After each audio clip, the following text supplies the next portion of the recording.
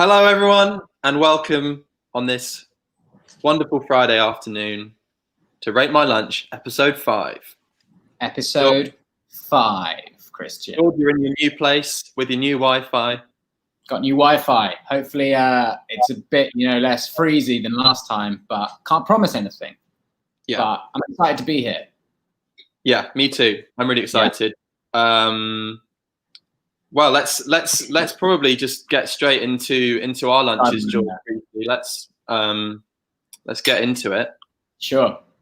Do you want to start? Go. Start off. I've put a mixing bowl over it to preserve heat. Whoa! Scrambled egg bagel. Oh my goodness! Sriracha. For the boys that like tomato, but a little spicier, and girls too. I thought you were going to make that rhyme, but I really wish I'd prepared something, but it was kind of boys that like tomato, like that. But didn't have anything else planned. But... I just have a little soup, a little. It's the Tesco lentil, the sun-dried tomato lentil. Quite a fancy one, but it was on offer. Good lunch. Oh yeah, I'm a sucker for an offer. It is, it's phone paid. We'll get onto that as well. We'll get to that. Yeah, I'd also like to promote Rowntree's fruit pastels. Now vegan. Are they? Wow, didn't know that. That's fun. Okay, we've messed around enough. It's time to bring on our first international guest. The wonderful, the very tall, the man whose hair eclipses even mine. It's good hair. Elrik Lepercq. Here he is. Hello, hi everyone. Hello, I'm really happy to be here. I've been a fan of the show since the very beginning. It was like a while ago, I think. I'm not really sure. So I'm really glad to be here for Rate Your Lunch. It's quite fantastic to see you guys. Big fan of both of you, really. And Christian, don't sell yourself short. You have fantastic hair. Yeah, Christian, your hair is really, it's grown in. It's going well, by the way. Yeah. If it was Rate My Hair, you'd score highly on that leaderboard back there. But it's Rate My Lunch. It's Rate My Lunch. It is Rate My Lunch and not Rate My Hair. So yeah. Shall we get straight into it then? Wow, yeah, taking the lead, love it. Take it away with your about it. Okay, so I've got several things. Nothing. I went for something really quick and quite easy, but it's the simple pleasures really. So there's a little bit of salads. It's a bit of a mishmash of leftover from the past couple of days because I'm with some friends. I'm bunking down in the south of France with some friends, and we decided to cook and have a good time. But obviously you've got leftovers, so what do? You mishmash basically. So this is a little salad of olives, white onions, corn, some grilled mushrooms, some chickpeas, shallot, obviously, because you're not going to do that without a shallot, and pickled white onions. So just lovely, simple, but it will fill you. That's quite nice. Okay. Yeah. No. It's nice. That would be the first technical course, I suppose. I'm not quite sure. Should I go with the next course after that one? This lunch has multiple courses, Elrik. Oh yeah, it has several. Several. Technically 1, 2, 3. Truly is. The city of the country of food. Well, I'm invited to Rate My Lunch. I will tend to try a little harder just for you guys, obviously, and the community and the massive, extensive community that we have here. Yeah, big problem. A stew. It's a very basic stew that comes as a second course. It's important because it's cold, and we're getting to winter, obviously. So quite simply, carrot, potatoes, leeks, some parsnip because you've got a lot of parsnip, laurel and thyme, and pork knuckles, some beef. Not very vegan friendly, I know, but there was a vegan version for some of our friends. So it was basically the same ingredients but without the meat. Makes sense. Which, well, I'm not going to lie, it's a couple of days old and it doesn't look too good at the moment. You can't quite see it, but we do go overboard for our audience. So that's sort of what it looks like. Not very nice. I'm not too pleased with that, but you know, you got to try. Then we have a mishmash of mashes, really. Yeah. Well, in several mash. Like I know, like you say mash, but there are several of them, like several types of mash. Okay. So basically, some potato mash, some, listen to that, Jerusalem artichokes mash, no, sweet potato mash, sorry, and leeks and onions reduction. It's just, you know, just throw in little leeks and onions and some cream and white wine and just mix it in a pan. It's really just lovely. Once I'm done with that, obviously, it's France, so cheese. I just went very simply here for some regional specialty cheese. So if you can see it, this is Québécois, which is some goat cheese, and the other one is Crémeux de Bourgogne, which is some sweet cow cheese with, obviously, because you can't do that otherwise, some black cherry jam to go along with it. You've got your obvious piece of bread because, you know, we're not animals. And finally, I did go over the desserts. There is so basically an apple crumble to honor, you know, England, obviously. Not quite as good as the English one, but, you know, I did try. Some black chocolate cake, your, you know, run-of-the-mill milk rice, and two little cakes. And this, I have to give a shout out to a friend of mine. Her name's Lola Copacabana, who brought them straight from Normandy. So yeah, so that's basically my lunch. It's, you know, nothing too fancy. Can I ask a quick question about a specific part of the lunch? Now, I noticed you had a piece of bread and you said, as we aren't animals, and I agree with that because none of us are animals. But I couldn't help noticing you have a stew and some cheese. So I'm slightly concerned as to whether the bread's being dipped into the stew or used for the cheese, or are there cracks? Very good question. Very good question. No, I think I'm going to go half and half here. I don't want to mix. I don't want to mix. And anyway, I mean, there's not too much food, but it's this one piece of bread should suffice, I think, for the entirety of the meal. Wow. There doesn't look like much food. That's great. That's amazing. Elrik, is it possible to give us a taste rating for all of those things? Wow. Okay. Taste rating. I think the only way to possibly do that, I'm not going to lie, is to eat all of it at the same time. So that's what I'm going to do. So I'll take just a little bit of the salads, some of the leeks, a bit of the sweet potatoes, some of the Jerusalem artichokes. Yep. Put in some stew. Oh, the cheese. Wonderful. Some of the cheese. Sorry, just give me a second. Sauce. Okay. A bit of the black cherry, and let's say, milk rice, and some of the crumble. Fantastic. Okay. So this is what the spoon at the moment looks like. It's pretty arty. Let's not kill ourselves. Okay, let's go. 1, 2, 3. Wow, that is bold.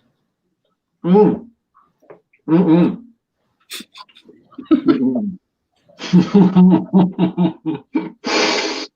I've never mixing crumble and mash together, but you've done that and added more. So that's.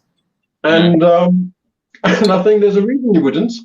There's actually a reason we call them dishes, or, you know, courses, and not just mix them together and eat them with a straw. So overall, when I mix all of these things together, lunchability it's tasteability, right? The tasteability comes first out of 10, yes. Out of 10, I'd give it a 6, because, you know, good ingredients, but just the mixing of all of it, not that good. For some reason, I can't quite guess why. Different horses for different courses. You might need to use one horse at a time to preserve the flavors. Oh, yeah, I hadn't thought that. Yeah, that's fair. That's smart. Yeah, and could you do the same for the lookability? Could you take all of them into account for that? Okay, lookability. I think we're going to go much better. The only thing I have a problem with is the stew, obviously, because it doesn't quite. Well, it doesn't look good, to be honest. It's oddish. So I think. Right? The beef stew is going to look like a beef stew at the end of it. Yeah. Okay, but are we judging it? Oh, so you mean we should judge a stew by the nature of its character and not by the color of its contents? Is that what you're saying? Always. But I think in this particular scenario, well, because as you say, it taking everything into account, you know, it looks hearty, you know, it looks like that's going to fulfill that part of the meal. Yeah. Then, quite frankly, in terms of lookability, pure lookability, I think I could go for an 8.5. 8.5. Yeah. Big numbers.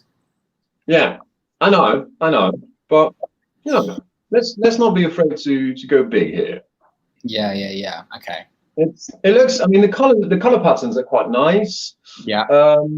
It's quite diverse. There are many plates, which is always, you know, appreciable. So no, yeah, I think I can go for a solid 8.5. It's a good number. Can I just make a quick observation? Yeah. This is not a lunch you could fit into a lunch box. I'm trying to think of a lunchbox that has enough to transport this. Which is, I'm just saying, it's not a transportable lunch. Unless you have a lunchbox that is a bento. A bento. Yeah, you know, like with little compartments. I think you could fit most of it. Maybe not the cheese. I guess you could just pocket the cheese for later on. Yeah. Or you just keep it in your pocket. That's what you do in France. Yeah, absolutely. Yeah. Or like behind your ear or something. Oh no, that's like cigarettes, man. Yeah. No, that's only for cigarettes.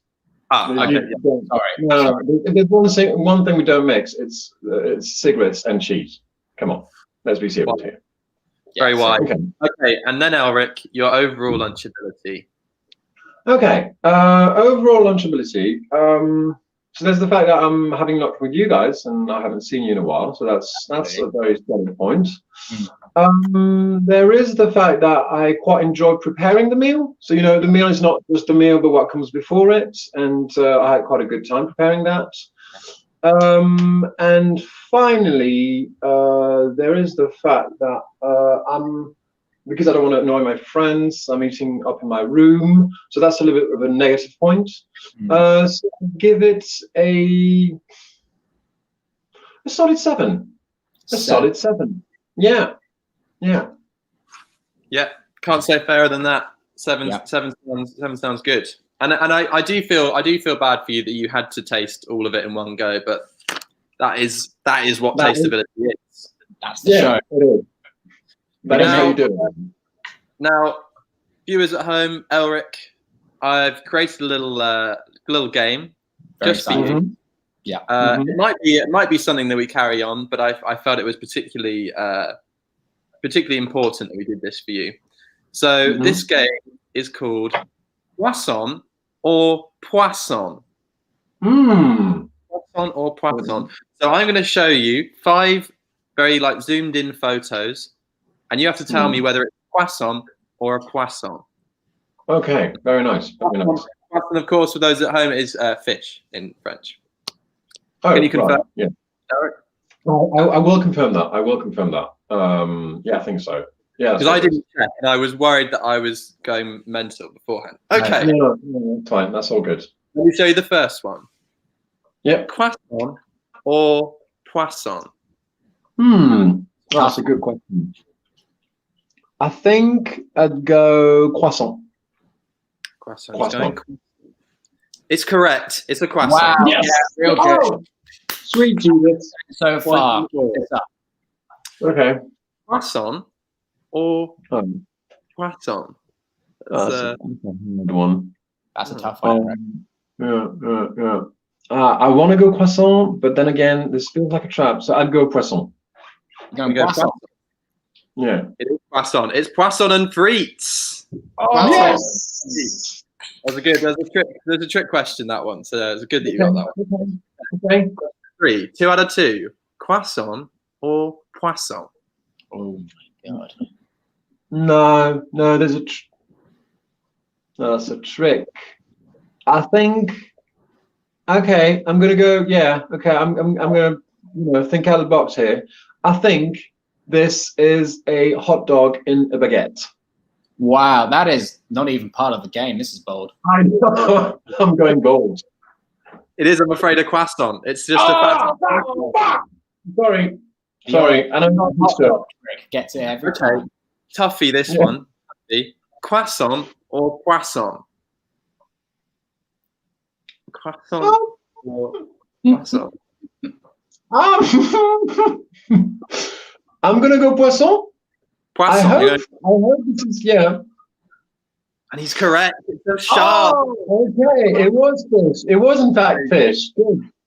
Okay, last one. You ready? Final. Yeah. Poisson or poisson? Be a very fat fish. Yeah.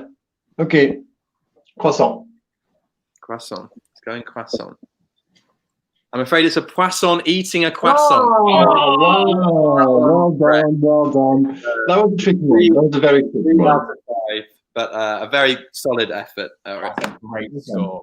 For our first ever game of croissant or poisson. George, it's over to us now. Absolutely, Christian. And let me just say, it has been a great show, the first international show. So I'm going to factor that into account, obviously.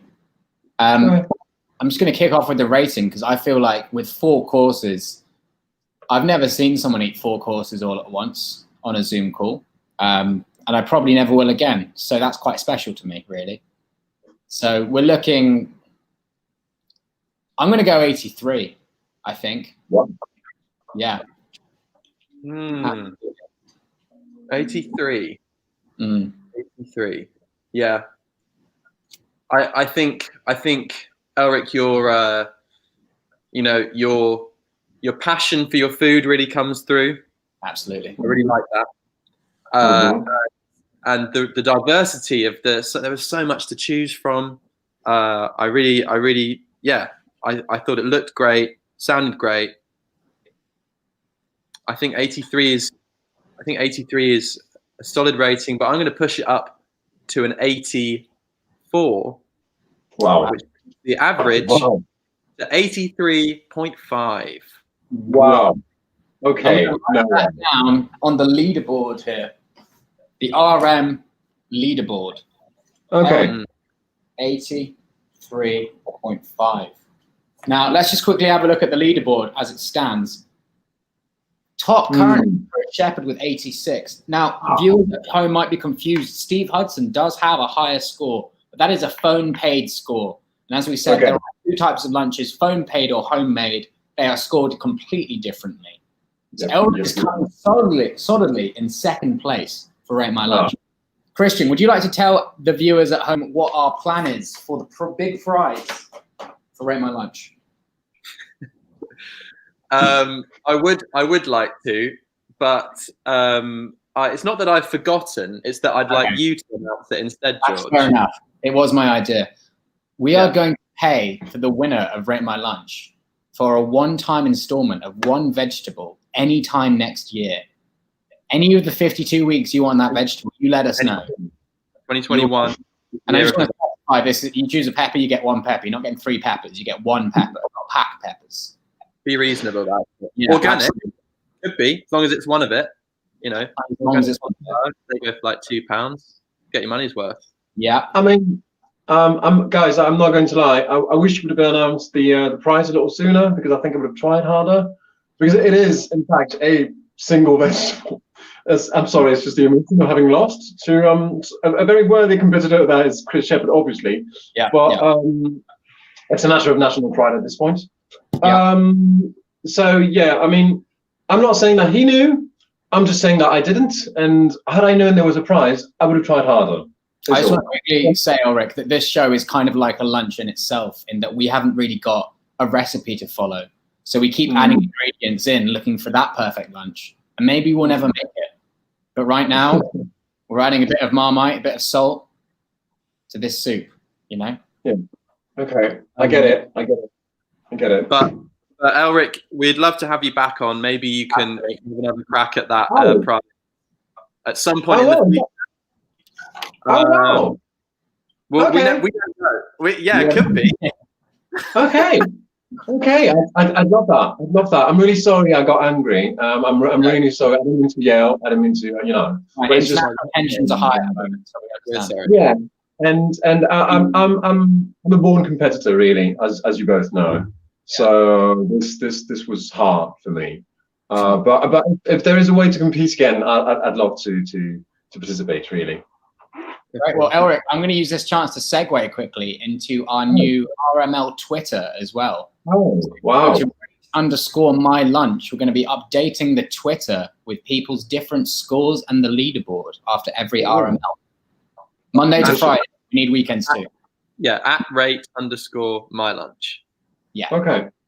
Yeah. Check it out. Check it out. Elrik, thank you so much for coming on.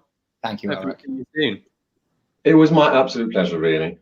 It was our pleasure. Thank you very much. Thank you. George, just remains for us to say, it's not quite dinner, but it's just after brunch. Everyone come and rate my lunch. Thank you very much.